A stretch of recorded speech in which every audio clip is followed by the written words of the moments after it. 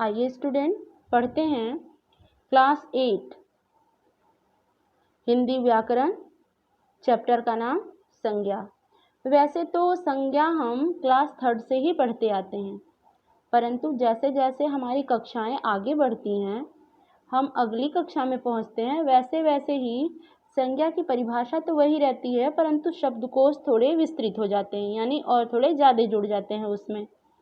तो सबसे पहले हम जानते हैं कि संज्ञा की परिभाषा क्या होती है, क्योंकि संज्ञा हम हिंदी में भी पढ़ते हैं और इंग्लिश में भी पढ़ते हैं, यानी व्याकरण तो हिंदी इंग्लिश दोनों में चलती है, तो इसको इंग्लिश में कहते हैं नाउन। परिभाषा: किसी व्यक्ति, वस्तु, स्थान, प्राणी, भाव, गुण तथा अवस्था के नाम को संज्ञा कहते हैं। यानी कोई व्यक्ति हो, कोई वस्तु हो, कोई स्थान हो, कोई प्राणी हो, भाव हो या उसके गुण हो, ऐसी अवस्थाओं के नामों को हम संज्ञा कहते हैं। संज्ञा शब्दों की तालिका यहाँ आपको दिख रही है। विभिन्न प्रकार की संज्ञाओं या संज्ञा के उदाहरण इस तालिका में दिए गए हैं, इन्हें पढ़िए। अब जैसे व्यक्ति है, वस्तु है, स्थान है, प्राणी है, भाव है, अवस्था है या क्रिया का व्यापार।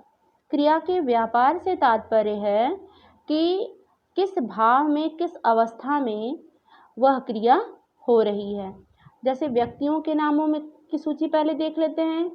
तुलसीदास, कबीर, गुरु नानक, ईसा मसीह, महात्मा बुद्ध, महावीर, संत तुकाराम, मदर टेरेसा, झांसी की रानी आदि। वस्तु में पुस्तक, बस्ता, मेज, रंग, पेंसिल, बोतल, कलम, कुर्सी, खिड़की आदि। स्थान में दिल्ली, कश्मीर, जम्मू, लखनऊ, अमेरिका, विद्यालय, उद्यान, अस्पताल, देवालय। प्राणी में चिड़िया, कबूतर, तोता, बुलबुल, शेर, चीता, हिरन, हाथी, घोड़ा। भाव में प्रेम, श्रद्धा, क्रोध, ईर्ष्या, स्वार्थ, मित्रता, शत्रुता, ममता, अहंकार। अब अवस्था: चाल, उड़ान, थकान, सजावट, लेख, भूल, यौवन, बुढ़ापा, ऊंचाई। ये तो थी संज्ञा शब्दों की तालिका। व्यक्तियों के, वस्तुओं के, स्थानों के, प्राणियों के, भावों के तथा उनकी अवस्थाओं के नाम। किसी व्यक्ति, वस्तु, स्थान अथवा भाव के नाम को हम संज्ञा कहते हैं। अब संज्ञा के भेद कितने होते हैं, आइए देख लेते हैं हम। संज्ञा के मुख्यतः 3 भेद होते हैं और प्रायः 5 होते हैं। मुख्य भेद 3 होते हैं और प्रायः 5 होते हैं। संज्ञा: व्यक्तिवाचक संज्ञा, जातिवाचक संज्ञा तथा भाववाचक संज्ञा। इसी में द्रव्यवाचक संज्ञा भी आता है और समूहवाचक संज्ञा आता है। समूहवाचक और द्रव्यवाचक संज्ञा जातिवाचक संज्ञा के अंतर्गत आता है। संज्ञा के मुख्य 3 भेद होते हैं, परंतु प्रायः 5 भेद होते हैं और 5 भेदों में 2 नाम है, एक द्रव्यवाचक है और एक समूहवाचक है। द्रव्यवाचक और समूहवाचक संज्ञा जातिवाचक संज्ञा के ही अंतर्गत आते हैं। आगे देख लेते हैं व्यक्तिवाचक संज्ञा क्या है। व्यक्तिवाचक संज्ञा: जिस संज्ञा से किसी व्यक्ति, वस्तु या स्थान विशेष का बोध होता हो, उसे व्यक्तिवाचक संज्ञा कहते हैं। जैसे अर्जुन, मोहन, डेविड, रहीम, दिल्ली, पंजाब, राजस्थान, गीता, कुरान, बाइबिल आदि। यानी जिस शब्द से किसी विशेष व्यक्ति, वस्तु या स्थान का बोध कराता हो, तो उसे हम व्यक्तिवाचक संज्ञा कहते हैं। अब इसके बाद हम देखते हैं जातिवाचक संज्ञा। जातिवाचक संज्ञा में है जिस संज्ञा शब्द से किसी संपूर्ण जाति का बोध हो, उसे जातिवाचक संज्ञा कहते हैं। जैसे शेर यानी शेरों की पूरी जातियाँ, गाय, गायों की पूरी जातियाँ, घोड़ा, घोड़ों की पूरी जातियाँ। यानी जिस शब्द से किसी संपूर्ण जाति का बोध होता हो, उसे हम जातिवाचक संज्ञा कहते हैं। अंग्रेजी व्याकरण के अनुसार जातिवाचक संज्ञा के निम्न 2 भेद किए गए हैं। जैसा कि मैंने बताया था कि हिंदी में मुख्य भेद 3 होते हैं, परंतु प्रायः भेद इसके 5 होते हैं। समुदायवाचक और द्रव्यवाचक। समुदायवाचक संज्ञा क्या होता है? जिस संज्ञा शब्द से किसी झुंड, समूह या समुदाय का बोध होता हो उसे समुदायवाचक संज्ञा कहते हैं।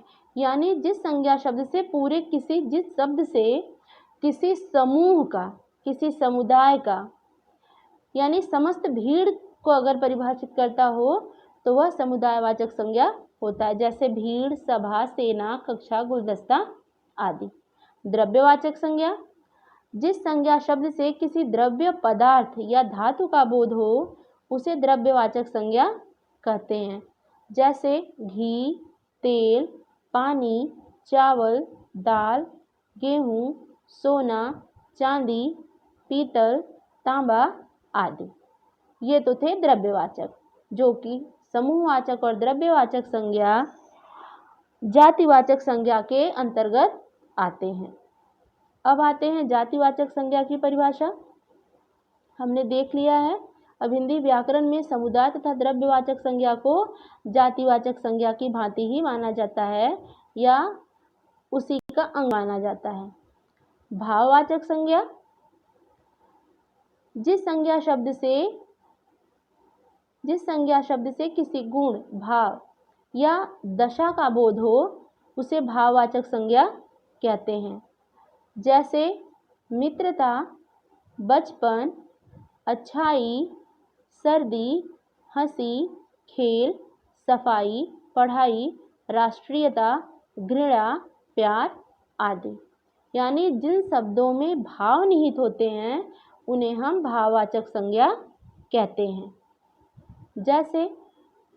जैसा कि मैंने अभी आपको बताया। अब इसका विशेष क्या है, विशेष देख लेते हैं हम। इसका विशेष है, कभी कभी व्यक्तिवाचक संज्ञाएं भी जातिवाचक संज्ञा के रूप में प्रयोग होती हैं। कुछ व्यक्ति अपने गुणों या विशेषताओं के कारण अत्यंत प्रसिद्ध हो जाते हैं तथा वे उस गुण या विशेषता के पर्याय बन जाते हैं। ऐसी स्थिति में उनका जातिवाचक संज्ञा के समान प्रयोग होता है। जैसे राजा हरिश्चंद्र सत्य के लिए जाने जाते हैं, कर्ण दान के लिए प्रसिद्ध हैं, भीम कठोर प्रतिज्ञा के लिए माने जाते हैं, श्रवण पितृभक्ति के लिए माने जाते हैं और जयचंद विश्वासघात के लिए प्रसिद्ध हैं। तो इनका कभी कभी जातिवाचक संज्ञा के रूप में प्रयोग किया जाता है। जैसे तुम नहीं जानते वह पूरी नगरी ही कर्णों की है, यानी दानियों की है। यहाँ पर कर्ण शब्द जो है वो दान को प्रदर्शित करता है, परिलक्षित करता है, इसीलिए यहाँ पर इसे बहुवचन के रूप में रखा गया है। कलयुग में भी श्रवण कुमारों की कमी नहीं है, यानी अपने माता पिता की सेवा करने वालों की कलयुग में भी कमी नहीं है। आगे देखते हैं। कभी कभी जातिवाचक संज्ञा हो जाते हैं तथा वे जातिवाचक होकर भी व्यक्तिवाचक संज्ञा के रूप में प्रयुक्त होते हैं।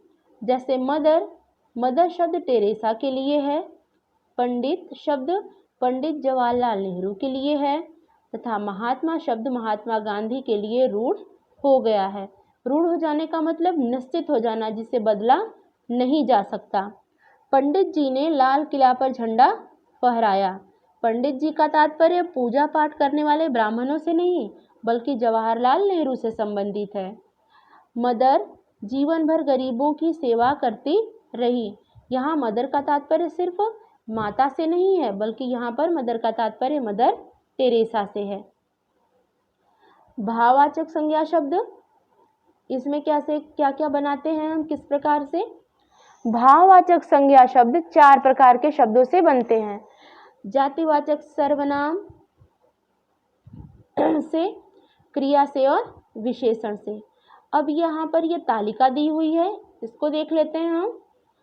जातिवाचक संज्ञा से भाववाचक बनाना। प्रथम तालिका, द्वितीय तालिका और तृतीय तालिका, 3 तालिकाओं में इसको विभाजित किया गया है।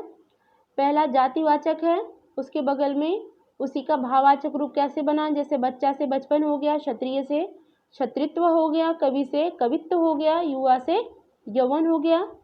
ये है जातिवाचक संज्ञा से भाववाचक संज्ञा बनाना। बच्चा, युवा, स्त्री, व्यक्ति, मनुष्य ये जातियां हैं और भाववाचक में जब हमने इसको बदला तो बचपन, यौवन, स्त्रीत्व, व्यक्तित्व और मनुष्यता आया। इसी प्रकार से सर्वनाम शब्दों से भाववाचक संज्ञा का बनाना। जैसे सर्वनाम शब्द है स्व, निज, अपना और भाववाचक हमने बनाया स्वत्व, निजत्व और अपनापन। सर्वनाम शब्द है पराया, मम, आप और उसका भाववाचक बना परायापन, ममत्व और आपा। सर्वनाम शब्द है अहम, अहंकार, सर्व, सर्वस्व। इसी प्रकार क्रिया से भाववाचक संज्ञा बनी है। क्रिया हमारी हो गई लिखना, पढ़ना और सुनना। तो भाववाचक में जब इसको हमने बदला तो लिखाई, पढ़ाई और सुनवाई हो गया। फिर एक क्रिया है चढ़ना, लड़ना और गिरना। भाववाचक में जब हमने तब्दील किया तो चढ़ाई, लड़ाई और गिरावट। क्रिया शब्द फिर आया काटना, बुनना और पूजना। भाववाचक शब्द बने कटाई, बुनाई और पूजा। आगे इसी में के क्रिया के भाव को देखते हैं हम। पीसना, पिसाई, काटना, कताई, सिलना, सिलाई, थकना, थकावट आदि। विशेषण शब्दों से भाववाचक संज्ञा बनाना। जैसे 4 दिया हुआ था, संज्ञा से, सर्वनाम से, विशेषण से और क्रिया से। तो विशेषण से भाववाचक संज्ञाएं कैसे बनती है उसकी तालिका यहाँ पर दी गई है। जैसे सुंदर से सुंदरता, सफल से सफलता, अच्छा से अच्छाई, मधुर से मधुरता, प्यासा से प्यास, बुरा से बुराई, उदार से उदारता, हरा से हरियाली, ठंडा से ठंडक या ठंड आदि। ओके स्टूडेंट, ये तालिका आप लोग ध्यान से देख लीजिए। आशा है आपको चैप्टर समझ में आया होगा। इसमें दिए गए प्रश्नोत्तर को आपको स्वयं करने हैं। प्रश्न जैसे संज्ञा किसे कहते हैं या संज्ञा की परिभाषा क्या है, इसके कितने भेद हैं, समस्त भेदों को उदाहरण सहित अपनी उत्तर पुस्तिका पर लिखिए। भाववाचक से संज्ञाओं से अलग अलग संज्ञाओं को जैसे को लेकर के आपको 10-10 शब्द बनाने हैं। धन्यवाद।